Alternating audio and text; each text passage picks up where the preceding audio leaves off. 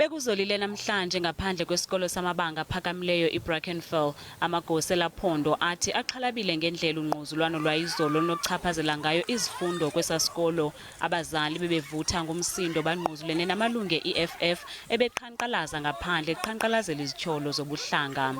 These kind of disruptions are not acceptable when matrics have had a really disruptive year as it is. COVID-19 has put so much pressure on anybody trying to finish their final exams. Ezi zitsholo zizemva kokuba abafundi abamhlophe bezimase umjuxuzo wabucala kwesisikolo. Isebe lezeMfundo kwelaphondo lithi le pati bingasindlekwanga ngemali yesikolo. I'm going to wait until I get the complete written report before I respond to any more details. But, the indications are, from what I've had so far, is it was a private party, that it wasn't discriminated on the basis of race. Komishoni yamalungelo oluntu igxeke kabukhali ungquzulwano lwayizolo.